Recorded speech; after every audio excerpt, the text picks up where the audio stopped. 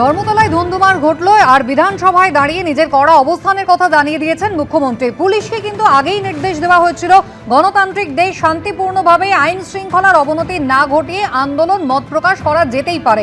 সরকারের পক্ষ থেকে নির্দেশ ছিল নিয়ন্ত্রণের বাইরে যদি না যায় পরিস্থিতি তাহলে পুলিশ কোনো বলপ্রয়োগ করবে না। কিন্তু কিছু বাম এবং এসইউসিআই এর ছাত্র সংগঠন, কলেজে যাদের অস্তিত্ব নেই, তারা এই আন্দোলনে ঢুকে পড়েছিল। ঠিক কি হয়েছিল গতকাল বিধানসভায় মুখ্যমন্ত্রী কি বললেন দেখুন।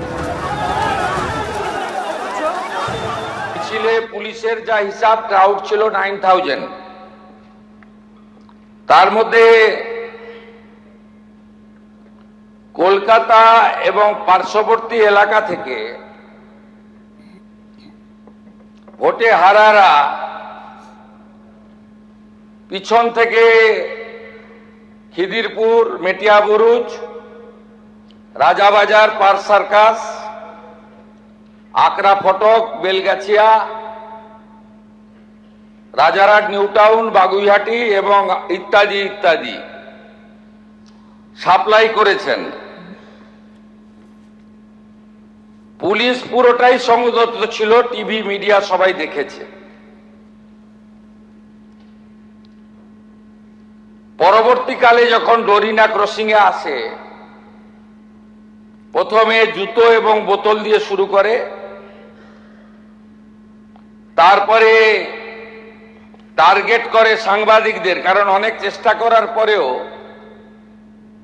পুলিশ ওদের পাতা ফাঁদে পা দেয়নি। আমাদের নির্দেশও তাই ছিল।